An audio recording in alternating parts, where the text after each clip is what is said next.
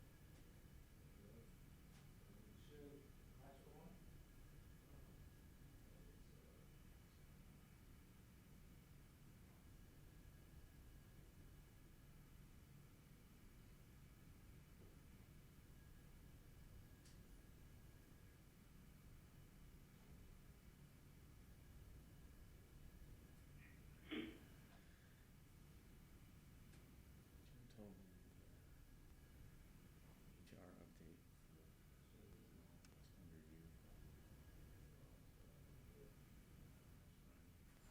Couldn't do it because they didn't have job descriptions. Which I said, how did we get hired?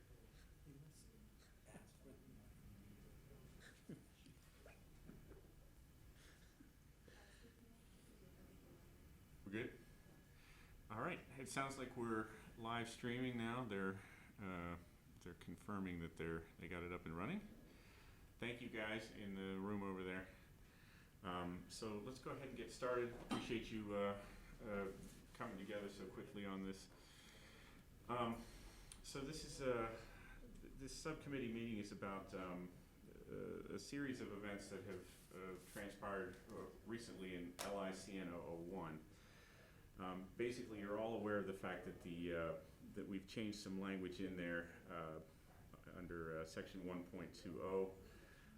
But essentially, what Tom and Kim and I have discovered in our working on this process is that there is no language in that we can find. There's the occasional reference to it, but there is no language about describing what is exactly a recommendation from an EPP. Everybody does it. Everybody does a formal recommendation, but there is no formal definition of the recommendation for licensure by the cooperating EPP. So we convened this meeting to sort of hash out what that might look like. And I'll start with sort of laying out the case here. In the language here under subsection 4, we have a little bit of a hint towards a definition where we're saying an applicant for North Carolina licensure who has successfully completed all of the academic, field, clinical, and professional requirements for licensure as prescribed for program completion by his or her cooperating EPP, except passing the required licensure exams, may petition the State Board of Education for an initial professional license. So we have some indication of some language associated with that, but we wanted to make sure that we actually get a formal definition for that in place. So let me hand that over to the general subcommittee here to see what thoughts do you all have for a definition around the formal recommendation process, the formal recommendation of the EPP with candidates.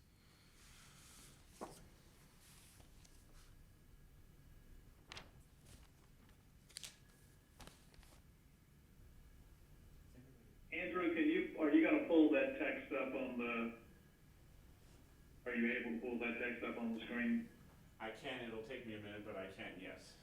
Can you switch me out there? Excuse me.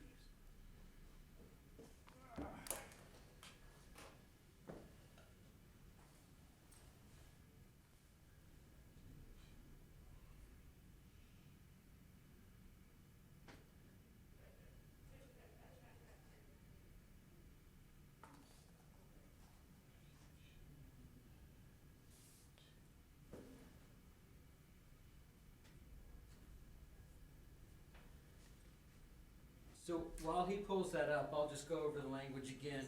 Really, there are 4 elements that are listed in the policy, and those are academic, field, clinical, and professional requirements.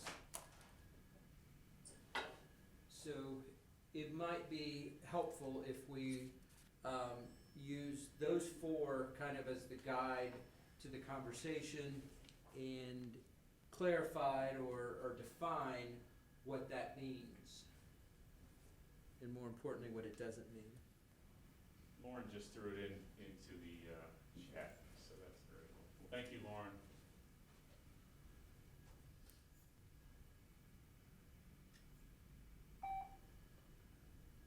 Tom, this is Glenn. Can you hear me?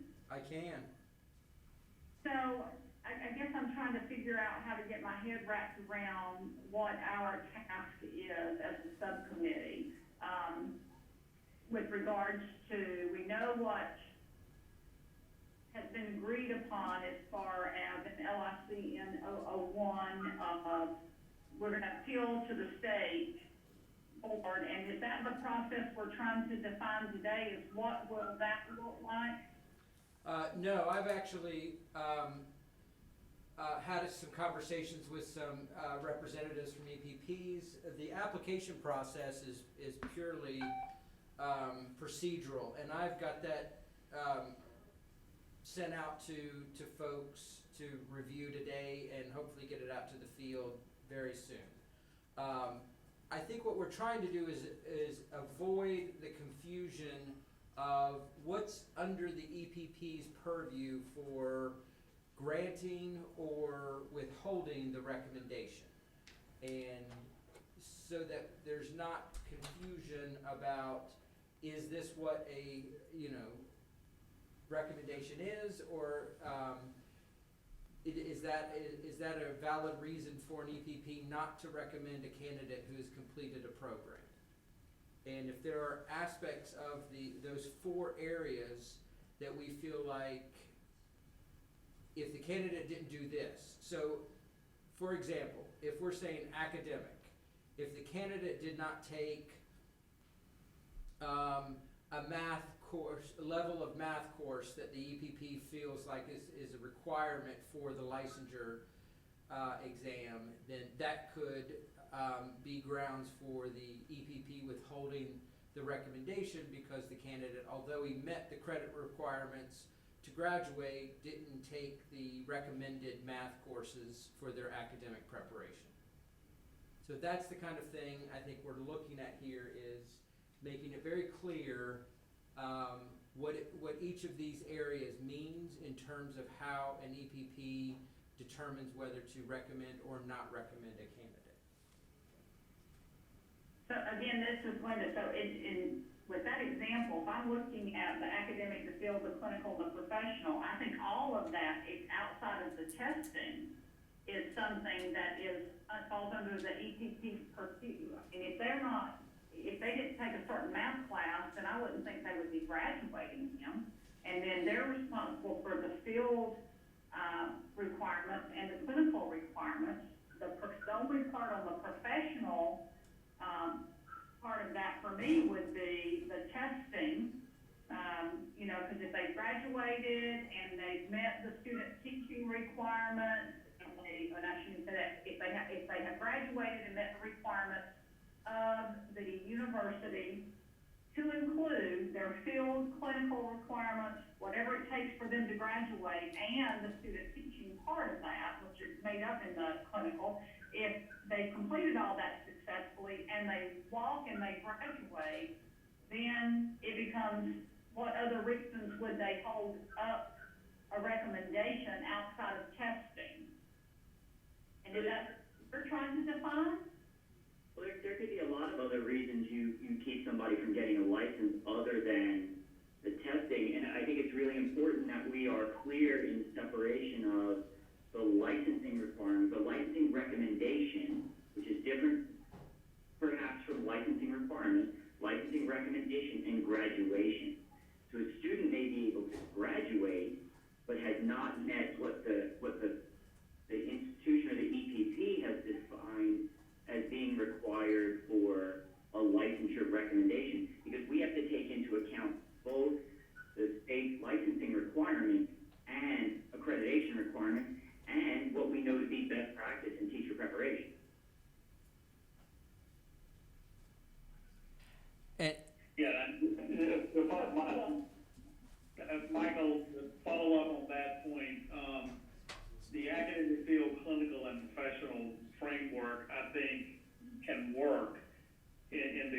question about graduating from a program versus being recommended for licensure. To me, the recommended for licensure includes external validations of the academic and professional program. So they've completed what UNCW would expect for the degree. Then we have the question of EdTPA and other external validating mechanisms. The one thing that sits in the middle to me is the internship.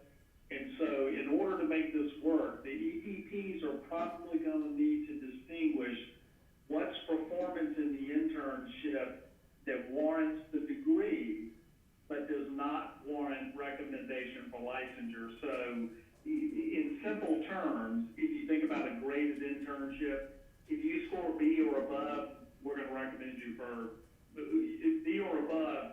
We would endorse you to move forward to what state board's going to do.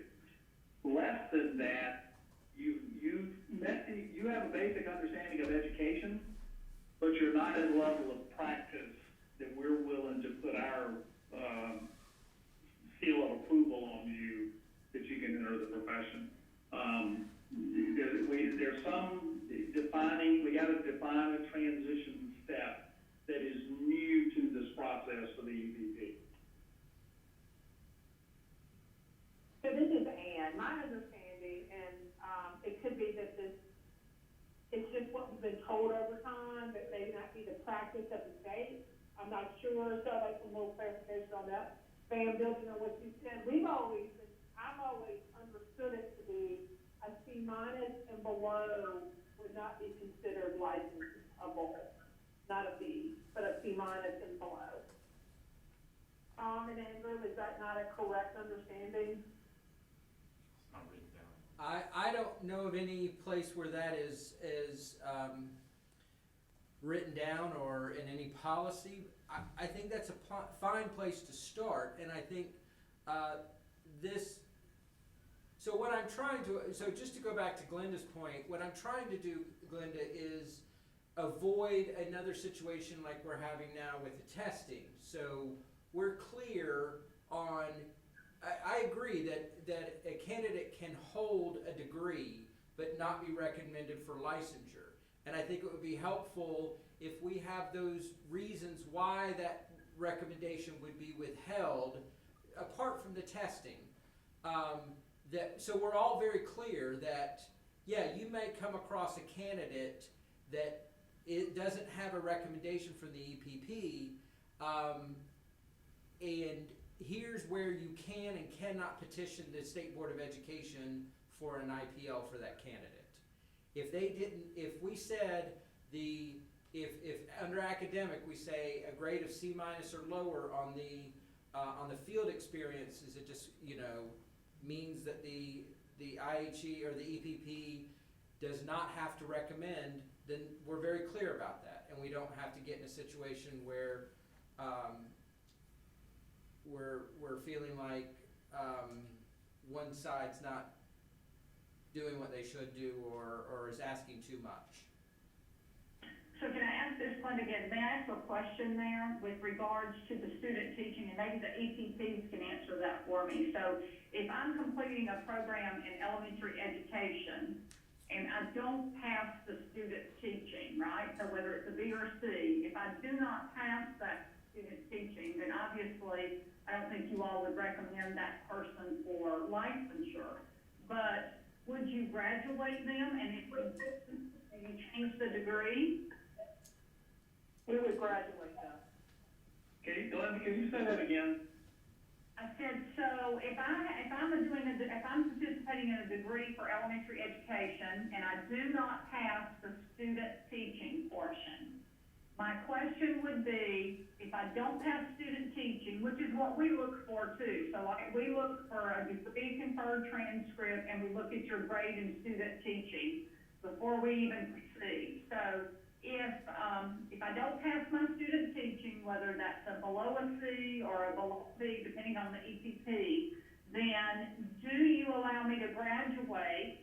And if you do allow me to graduate, even though I didn't have student teaching, are you changing my degree from elementary education to something else? Elon, you would graduate. In East Carolina, in the past, you would graduate with the understanding you would not be licensed. The degree would stand. Yes. You could have a degree in elementary ed because you were at the end of your degree, degree requirement with the understanding in writing to the student that you would not get licensed, you would not be recommended for licensure because you received a C-, a D, or an F in the internship or student teaching, depending on where you are. So I thought that some of the universities changed that to multidisciplinary studies or something. I think They might. we did, Glenda, but not for that case. If somebody makes it all the way to student teaching, and for some reason they flub it up at that point, and we don't feel like they should be recommended, then they still graduate with the elementary ed degree. I think where some of those interdisciplinary things came from was when the Pearson testing started and people were really not doing well in the math in particular. We needed a place for them to go. And at our institution, we had them take the math test early and let them take it 2, maybe 3 different times to see if there was a chance, and then counsel them into another major at that point. But if they make it to student teaching, they're either getting out with a degree and a license, or with a degree and no license, or not getting out. So then my next question on top of that would be, if you won't let me graduate and the degree is in elementary education, not changed to interdisciplinary, but I didn't pass student teaching, in the past, we would have been proceeded with lateral entry, and hired that teacher with an elementary education degree as lateral entry because they didn't complete student teaching successfully. What would be our option now? Because residency would put them back through more coursework. And the coursework. Potentially it could, yes. And I think that is the option.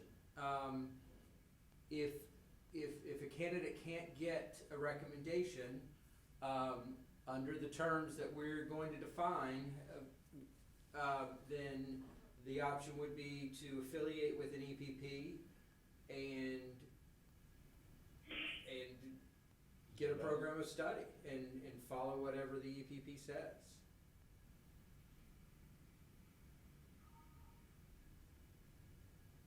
I mean, I want to be very clear. I don't have a side in this. I'm just trying to make sure that everyone's aware of what can and can't withhold the recommendation, and where the state board, more importantly, where the state board will intervene. My understanding is the State Board of Education will only intervene in the instance that it is the testing that is the issue. And so, I think I was very clear on that, and folks in the field were very clear on only if it's testing. Anything else would be following whatever the EPPs have been doing in the past, and then the question would become more of the pathway if it's, if the reason is something like student teaching, right? We'd expect them to not recommend them if they weren't successful with student teaching. Then it becomes a DPI process question about the pathway to get them licensed after that.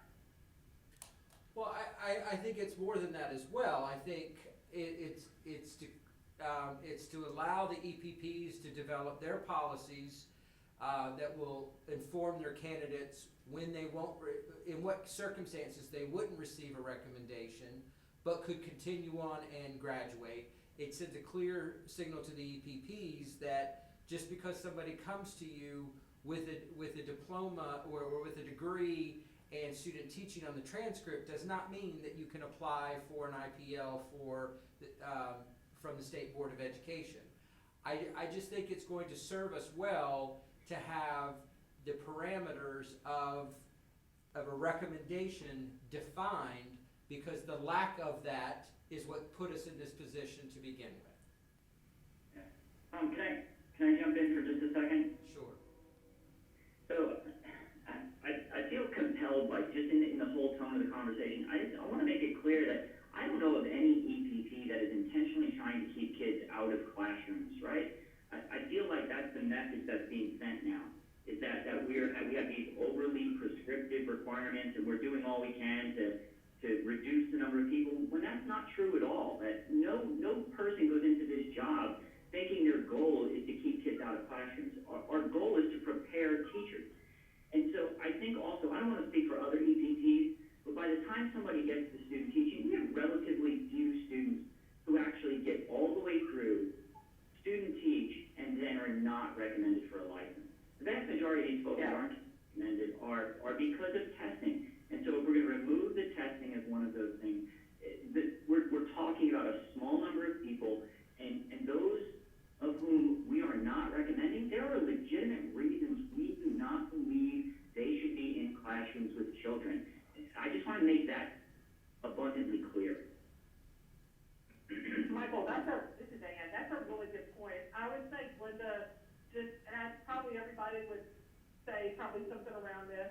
at my institution, we might have one student a year, honestly, that doesn't make the grade by the time they get there. And maybe there's two because somebody comes in and says, this just is not for me. Sometimes the student will pull themselves. But I mean, we're talking, 1% of our population, 2% of our population here. I don't know. Well, I agree with both you and Michael, that has not been a problem for us at all. Remove the testing piece of that, the rest of that is something that we just work out with individual universities, an issue or a question. Tom, to go back to your statement, I think one of the things, and this isn't as much as what the criteria is, it's kind of like, I think there needs to be a listing somewhere that school districts can get to that define what student teaching numbers are at different institutions. Because I've had calls from school districts that said, well, I see they did an internship. Well, an internship could mean anything. It's not necessarily student teaching. So if they're not looking up our student teaching numbers at specific institutions, so somebody might have a degree in physical education, for example, but it be non-licensure. But they're saying, oh, I did an internship, and the school districts do an internship if they do student teaching. And so I've had new calls or things like that. So I think that might be a good logistics piece that could be real easy, right? So just to let you know, Dr. Bullock, I had a conversation last week with some of the EPP representatives from the licensure support, or the licensure coordinators, and it was determined that if an EPP is going to engage or request an IPL for a program completer who has not been recommended, then it is the duty of the employing unit to contact the licensure coordinator for the EPP to ensure that all the requirements have been met, save the testing. And so we have written that into the application process, and we've provided the licensure coordinator name and number for all of the participating EPPs in the state. So we understand that, and we're hoping to alleviate that problem by the EPPs asking you about those candidates to make sure that they've met all the requirements. Okay, great. That's perfect. Okay, and to go back to Dr. Marr's statement, I certainly apologize if I've given the impression that this is about, if I've given the impression that EPPs are trying to withhold candidates from getting recommendation. I think it's quite the opposite. I'm trying to ensure that we allow you to have your program quality control measures in place, and that they don't get bound up in any of the testing issues or any other issue that could thwart your ability to hold students to high standards. Yeah, no, hey, Tom, sorry, I didn't mean to imply that any specific person is doing that. I just think the whole tenor of whether it's legislation or the conversations, or it just felt to me like everything we've been talking about of late has had this kind of subtle undertone that EPPs are keeping, people out of classrooms, and so that's where that comes from. It doesn't come from any particular person. Okay. Can I ask a question about the grading for the student teaching? Is there a possibility to have some more uniformity around that, like a pass-fail across the state instead of a letter grade? It doesn't solve the basic problem for the higher ed institution, because it's the question is, if you fail the student teaching, what does that mean academically? So even if the institution has at that point make the decision, can you still complete an academic degree where you did not pass one of the compelling features of that academic degree? The other thing it does is it kind of prevents us from being able to award different levels of performance during student teaching when we have those ones that are really shine during their student teaching experience. We want to be able to differentiate how we grade those, and I think professors want to be able to to get somebody a B if they're not living up to the same expectations as somebody that's an A student. I think it also provides school districts with the opportunity to look at different grades in student teaching and know that if someone doesn't get an A, that they may need more support. I also think it allows us to differentiate across how our candidates do whatever all in areas to improve on. So, also I think Linda, it would be very difficult to get everybody to agree to a particular grading scale because an A in one place could be a different point value than an A in another place. That is the prerogative of the university. So, Dr. Bullock, to that point, would it be helpful if the policy were much more generic and said something to the effect that EPPs shall determine and publish their expectations regarding these 4 areas? So we're not telling, the policy is not telling any of you what to do, it's just saying that you will, and it's not telling you where to set the standard, it's telling you you're going to communicate that standard so everybody's aware that here, if these things aren't met, you could graduate from this program with a degree in education, but without recommendation for licensure. Tom, I would say that I would be surprised if there's not an EPP that doesn't already have that right written down. Because that all gets to the due process and grade appeal and all that. So my guess is everybody on this phone call and everybody else in the state has a handbook somewhere that says all that or a catalog that says all that. So I don't think that would be, in my opinion, I don't think that would be difficult for people to scrounge up, so to say. It's also part of accreditation. I mean, you'd already have that. Yeah. Those documents. So there's something where you clearly state a student who achieves a C minus in student teaching will not be recommended for North Carolina licensure. It absolutely states that on the student teaching syllabi at my institution and in the handbook. Great. That may be the solution to the issue is that we just have clear kind of documentation from all the EPPs of what their policies regarding these areas are. This is Andrew, let me jump in for a I second. guess it's, Go. I guess since everybody also has it in their policy. So I have a question. So in our conversation with some reporters on Friday, and then Dr. Marr, you mentioned it earlier that there are specific reasons why an institution may hesitate. I was wondering if you could flesh those out because they may lend themselves to things that we might want to put in here as well.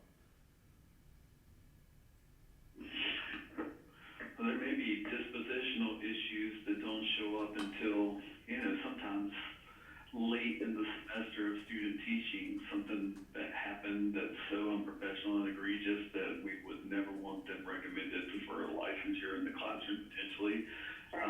But it might be so late in the semester that if we decide to fail them for that we might have to, engage in legal issues around not letting them graduate. So I think dispositions are one piece. So would that I would agree with that. would that be listed as part of your policy? Those kinds of dispositional issues? Absolutely, yeah, absolutely. Okay. Oh, so they're already cooked in there. All So right. if they're, yeah. I'm just thinking about. I'm trying to think of things that would be in addition to that. So, are there other areas that come up in addition to the dispositional issues and possibly legal issues? So there's the CPC form, so in the end, if the school system won't sign off on a candidate, on the CPC criteria, someone could actually complete their whole student teaching. I mean, it's very rare, usually know ahead of time. But, I have operated on the assumption that has to all be at standard. But, these are really rare examples. Yeah, I was going to say the same thing, and beyond the testing, most of these things we long before student teaching ever happens, so Yeah. these are usually. Unless it's just somebody says something weird, or goes kind of quote crazy, unquote, at the end. You know, like quit showing up or something like that. Would it be helpful if you were to see some sample syllabi across EPPs to see how people write this, or sample handbook language that we have?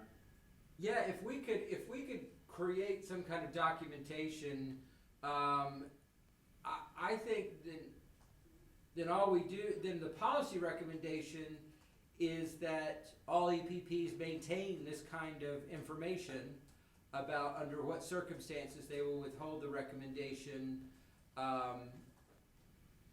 even if the candidate graduates. And Beyond testing. right, well, yes, beyond testing. And we'll make it clear that if testing's part of that, EPPs need to amend those policies before they submit them for, you know, kind of their official stance on these things. Unless, This is Linda, I'm sorry, go no, ahead. I was gonna say, unless an EPP makes passing the licensure exam part of the graduation requirement, then of course we would not get into that. That would clearly be the right of the EPP. This is Glenda, I was gonna say, I think that's a great idea, and I would love to see all of that housed on the EPP website that Andrew and his staff has been working on, so it's a one-stop shop for the licensure folks in the field, because as it is now, you know, our licensure folks will reach out to the licensure offices at the EPPs individually to find out, as Ann and Michael and Hank and everybody indicated, those very rare situations when it's a dispositional or an anomaly. But if we had the policy, the EPP policy handbook language housed in one centralized location, that's great. So Tom, I'm gonna see if I can repeat what Ann said.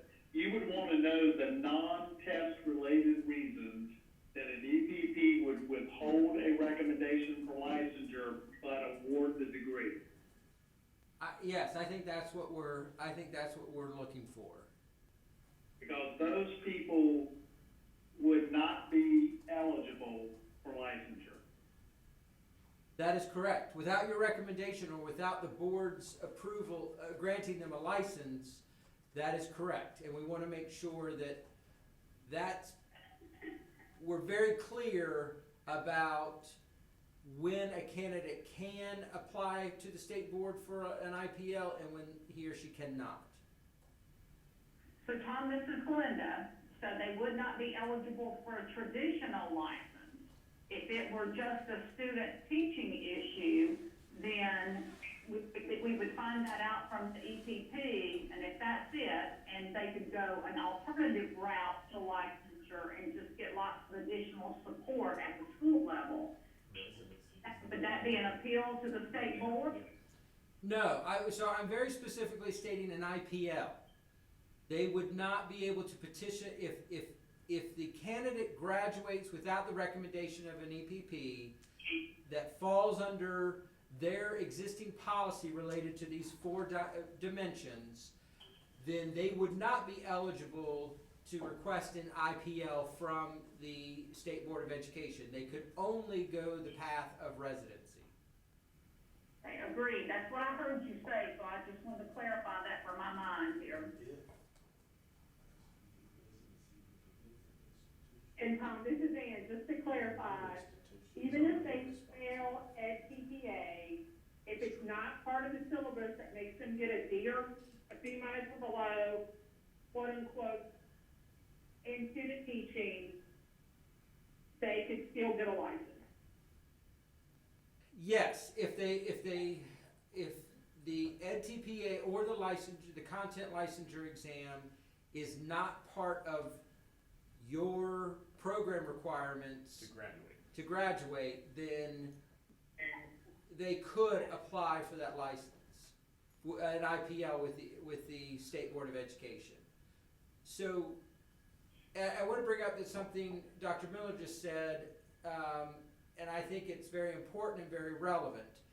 If an EPP withholds the recommendation for a candidate because of one of these qualifying areas or these program areas, and that candidate chooses to become a residency licensed teacher, then the candidate would now go to the residency, the EPP supporting the residency license in terms of the accountability, not the original EPP that granted the degree.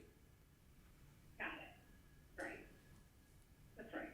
Okay. I was just clarifying in my head. Thank you. Yes, yes.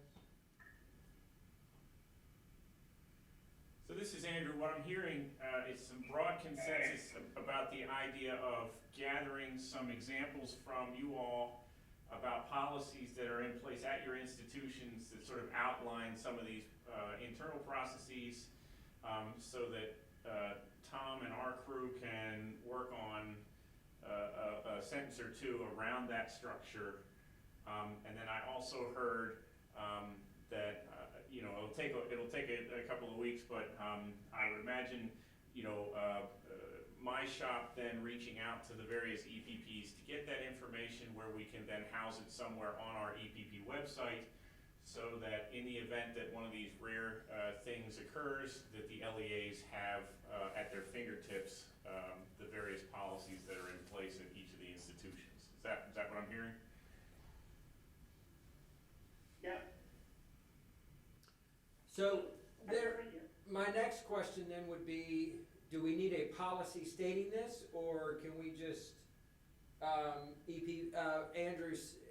Andrew as director of the Ed Prep, Requires it as procedure. yes, requires it according to our procedures.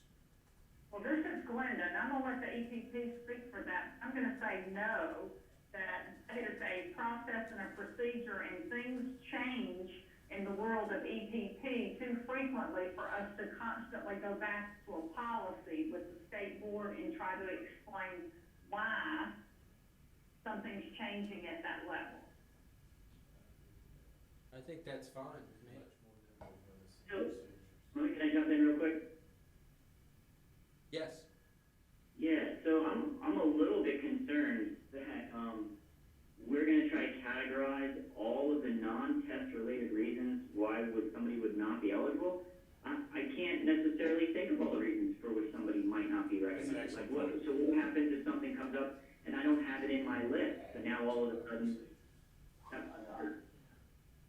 Michael, could it not just be big bucket kind of things that you normally would have big bucket? Because that's the danger of trying to be detailed even in policy. Yeah, I'm very concerned about being overly detailed. I'm perfectly comfortable saying, we have a handbook that lays out what's required for students, right, during student teaching. I mean, we certainly could direct people back to the handbook.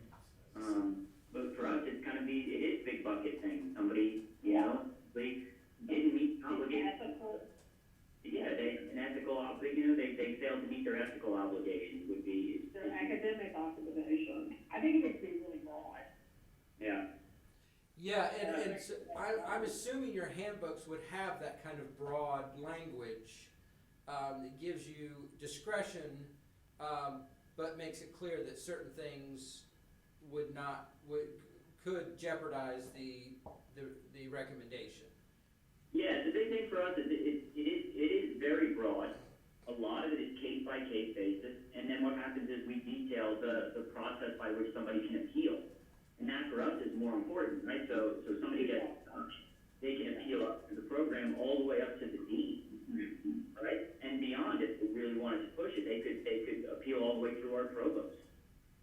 So there are processes in place for when this stuff happens. But I think I agree with what Ann was saying earlier. We have very few students who get into student teaching and then aren't recommended. More often, they pull themselves out because they realize once they're in there that this isn't something they, want to do, or they're not fit to do. But it's a really small number of kids who don't complete student teaching successfully. Yeah. Well, This is Ann. The other thing I would say that this again is the rare situation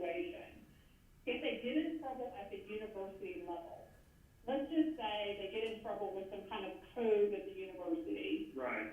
that could put them in a bucket of trouble for us. So you might be doing really well in your student teaching, but we may not recommend you for licensure.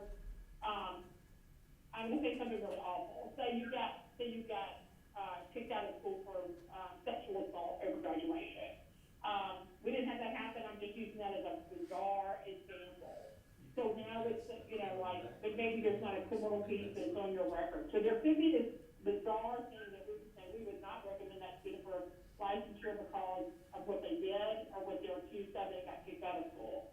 So there are some university policies that we all deal with in university situations that may cause something to happen. So, but that would be ethical. I understand that, and I guess I would make ethical a subset of professional, but Yeah. regardless, Ethical separate. It is- 150 yeah. C325 has a menu of things. there are a menu of things in statute that would disqualify a teacher, and one would assume also the recommendation to license that applicant. Right. Yeah. So I want to be clear, it is possible your policy recommendation could be no policy. When these things come up and when this whole issue was around the recommendation and the licensing came up, it became apparent that recommendation was this nebulous thing that had no parameters and no definition. And I felt like that was at least part of the problem. If the will of this committee is that we not define that, that's certainly your recommendation to make. Tom, going back to I think it was the last commission meeting, and you talked about what the EPPs are doing when they actually make a recommendation, and that is, all we can do is send you names, they've met certain conditions for licensure. It's the state board's responsibility, and they control the process. And I'm now getting nervous about the same thing that Hank and Michael and Ann raised. What in essence the EPPs will now be doing is sending a list of people to be considered for licensure. And it's almost like the word recommendation doesn't even work anymore.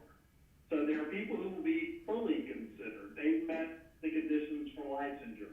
And there are people who are in some other area that are people who completed the academic degree, and the EPP is saying they should be considered.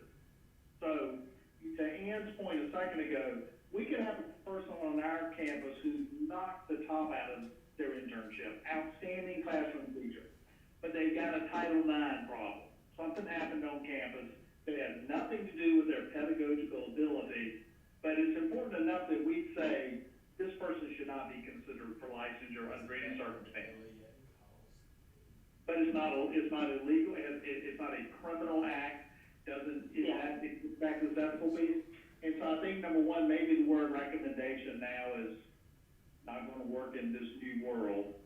And there are conditions, what we're now doing is conditions for consideration. Because it sounds like ultimately the state board,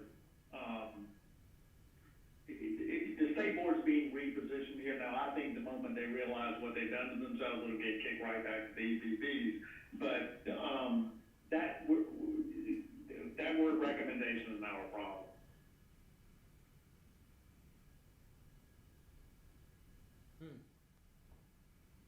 So is that what's gonna be brought up to the state board? Because they need to realize that.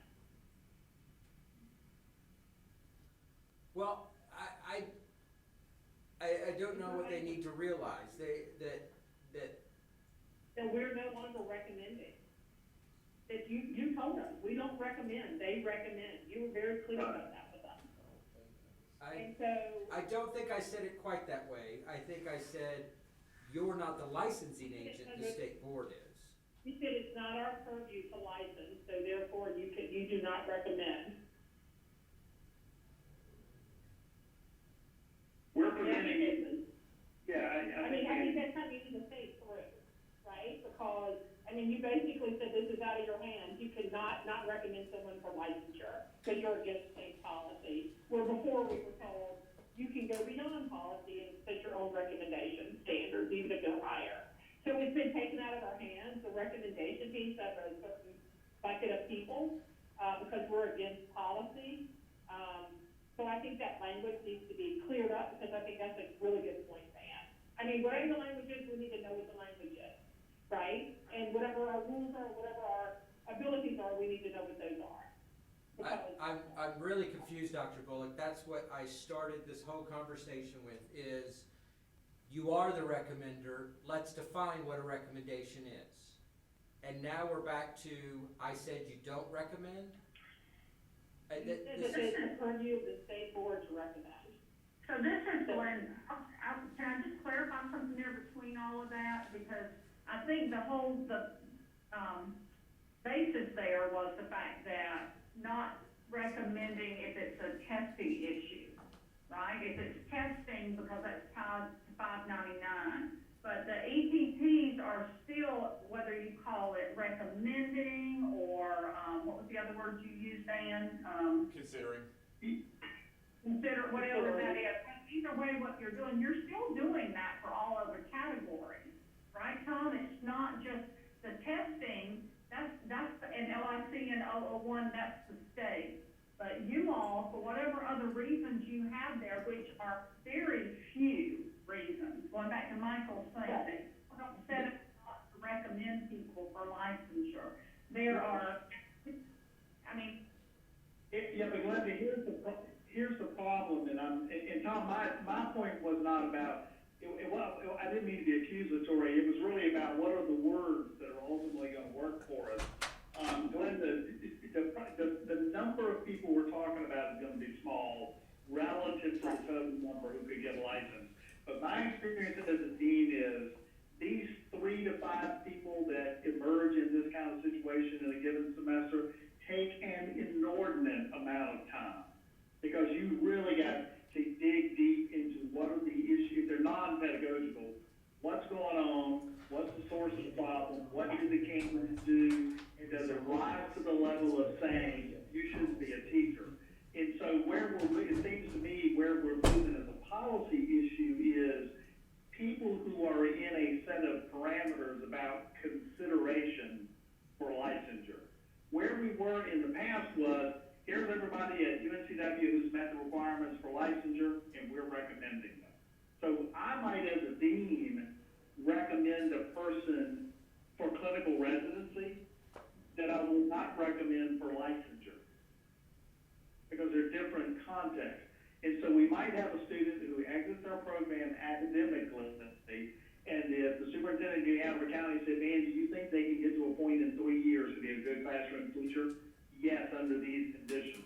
Versus a person, I'm not gonna recommend that person under any condition for this particular offense. So they got their degree, they have a bachelor's degree, but they should never be in a classroom teaching. And so I think figuring that language out, because we're no longer talking about a candidate relative to a list. A list of criteria. And Tom, the difference to me is we're not recommending for licensure, because licensure now means 2 or 3 different things coming out of an EPP. So this is potentially an interesting way to view it, if I'm hearing you correctly. You're affirming that this person has met the standards that you, the EPP, hold. Whether or not that affirmation leads to a license is not your concern. It's just you're placing some kind of designation on those folks who are coming out of your program. Am I hearing you? Well, to parse that in one way, I, as a dean, am endorsing their completion of an academic degree. And then the next question is, should that degree lead to licensure? And the answer is, it depends. If the degree carries all the requirements for licensure, absolutely they should be recommended for licensure. It's when you get into they've met part of the conditions for licensure, and then what happens to them. And so I'm no longer, quote, recommending them for licensure. I'm recommending for them to continue in the profession based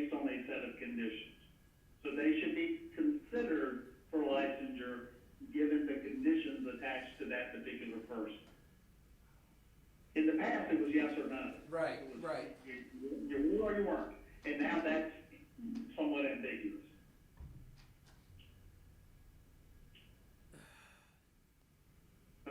So, I don't think there's an emergency for getting this hammered out. I guess I just want to, and this may require some more discussion because it's starting to sound a little complex, and I guess what the goal that I have here is to create an environment where the LEAs or the public school units can employ those folks who meet all the requirements for holding a license other than testing. And I also want to create an environment where the EPPs feel empowered and confident in their ability to determine the fitness of a candidate for licensure. And that's the very clear kind of pathway I'm trying to lay out here, so that this issue that we've had with, the testing doesn't manifest itself in some other way 6 months, a year down the road. And I just want to, that's what I'm trying to achieve here. And I hope none of this has come off as trying to box the EPPs in or take anything away, or that I'm allowing the LEAs to dictate what happens with licensure. That's, neither of those things are the case. I'm just trying to provide clarity to everyone about how this is going to go forward in what cases the EPP does have the authority to withhold the recommendation. Tom, in the LIC and 001, where you have where we have the four components that that were sent out for this. Somebody, I think, Kimberly sent out an email and said we're talking about these four pieces of LIC and 001. Yes.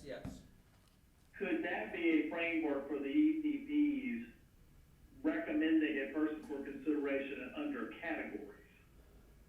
And if we don't put them under one of those categories, the EPP saying they shouldn't be licensed under any circumstances. So there are going to be people who complete the academic degree, but the EPP, for reasons internal to the institution, do not believe that they should be recommended for practice. That is exactly it. And making it clear that the State Board of Education, is supportive of the EPPs in withholding the recommendation under those conditions. Yeah, and with those four, I can't pull it up quickly enough in this conversation. But it's under that section of LIC and 001 that Kimberly referenced.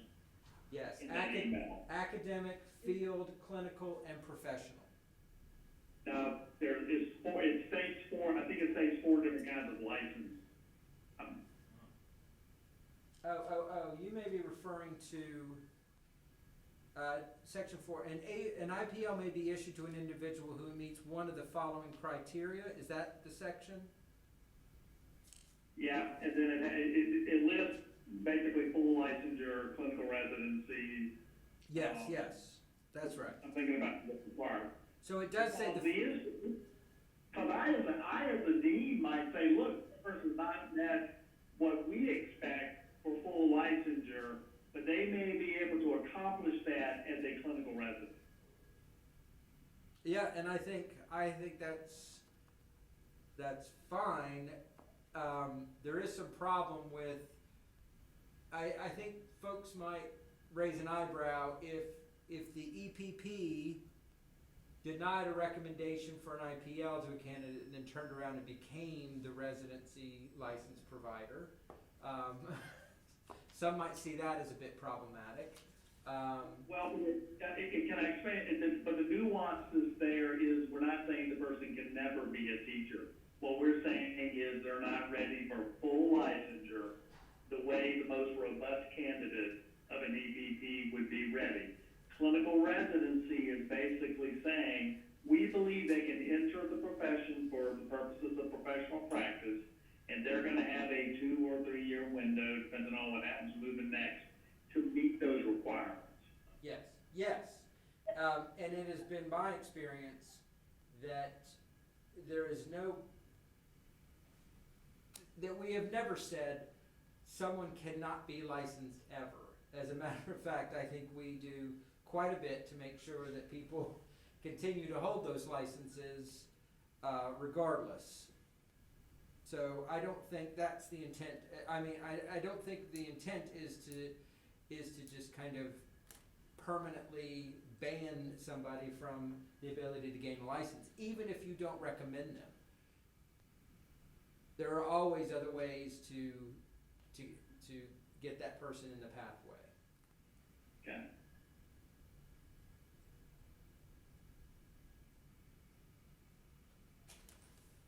So it sounds like we might need a little more discussion on this.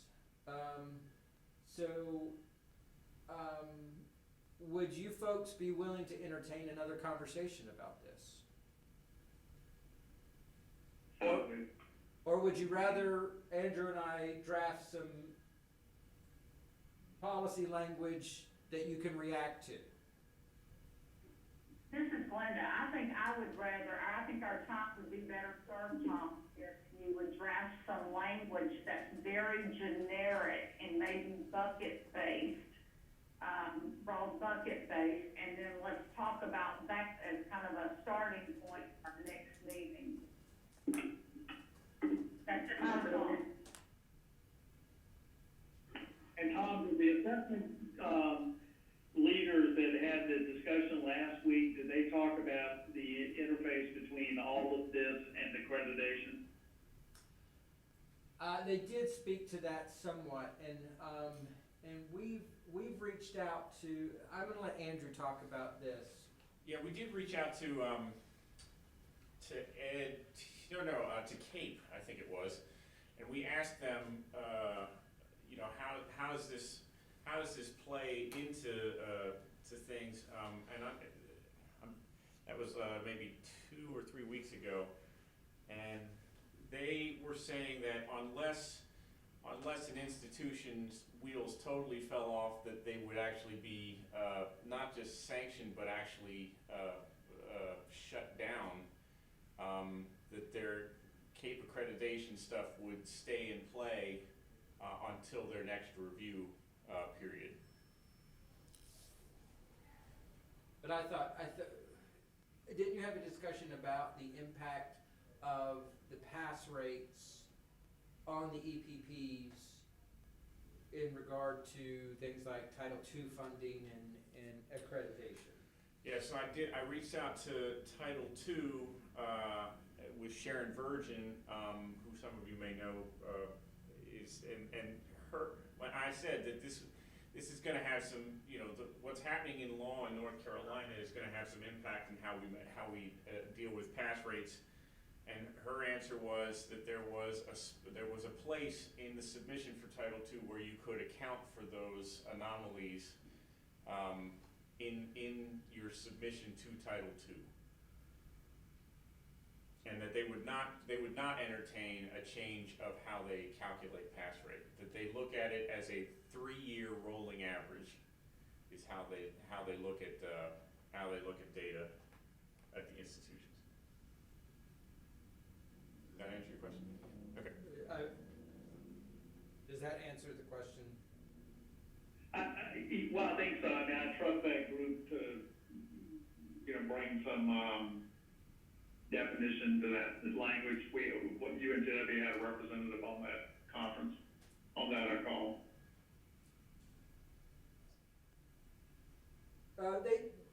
But yes, this is a concern. I mean, the pass rates are a concern, and I think the reason that I feel compelled to establish this recommendation and policy is the concern of some of those folks in that meeting was continued erosion of EPP's ability to hold folks to standard and not be licensed, to fail to recommend someone because they're not meeting the high standards of the EPP. And we certainly don't want to erode the quality measures that you have in place for those, for your graduates.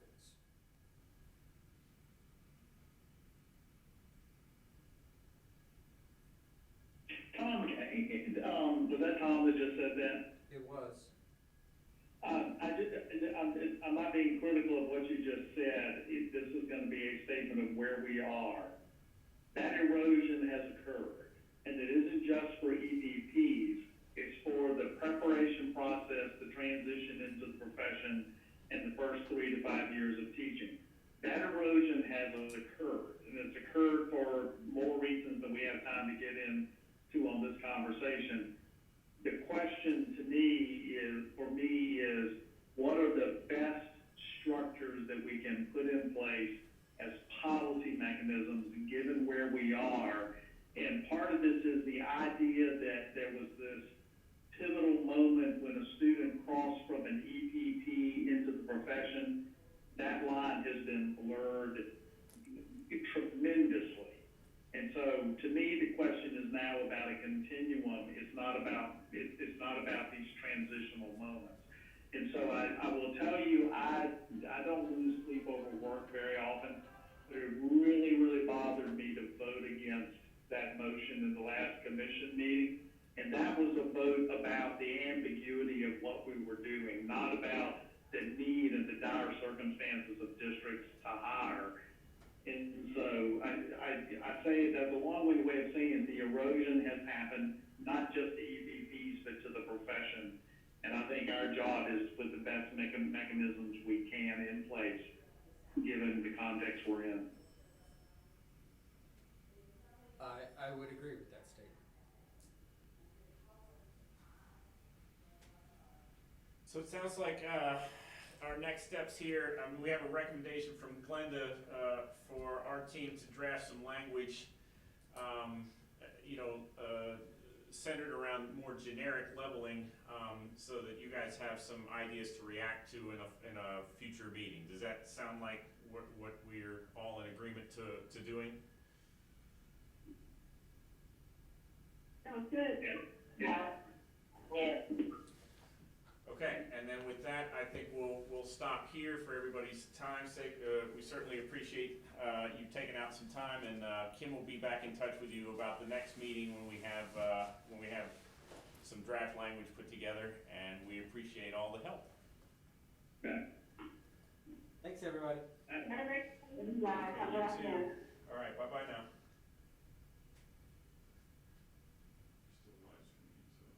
I don't know how to turn that off. Stop this. Think a sledgehammer would work? I think that would do it.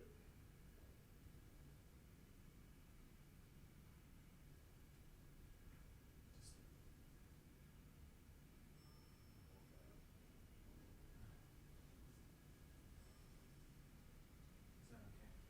Works for me. I know we should take the question.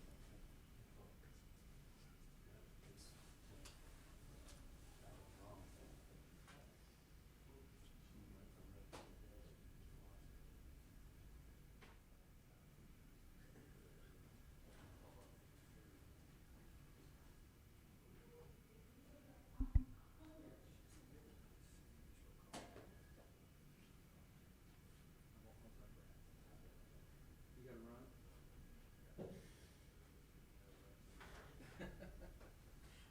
What about y'all? I don't know. Let's see. Here comes Pony Boy now. This is a story about a man named Jed. That motherfucker barely kept his family fed.